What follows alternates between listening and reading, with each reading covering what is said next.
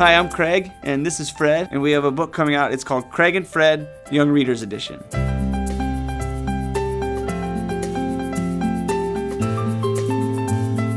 The first time that I ever met Fred was in a pretty unlikely place. It was in Sangin, Afghanistan, which is a really hot and really harsh environment. He was just this happy dog in this otherwise kind of unhappy place. I saw him kind of prance across the compound with his tail kind of bobbing around and his head up high and his chest out, and I couldn't stay away from him.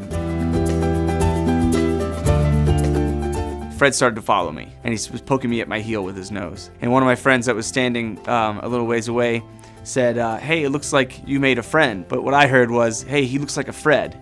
And so I looked down at him and I was like, yeah, Fred, that works. You know, one of the things that Fred's taught me, and kind of one of the ways that he's rescued me, is he's taught me how to be stubbornly positive, how to take the same things, you know, that I'm stubborn about and turn them into good things and be stubbornly positive. It means to kind of always find a reason to be positive, always find a way to wag your tail at someone, just the way Fred wagged his tail at me, despite you know, not having any reason to. And that's kind of what the story is all about, is about how Fred is teaching me that, and he's teaching all of us.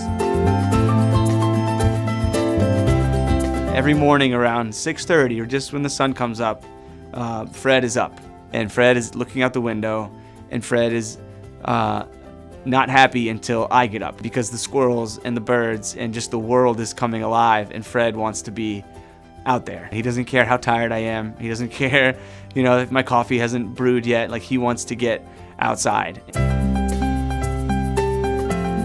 Fred can sit and he can lay down, but he's definitely kind of too cool for it. I think Fred has taught me more tricks than I'll ever teach him.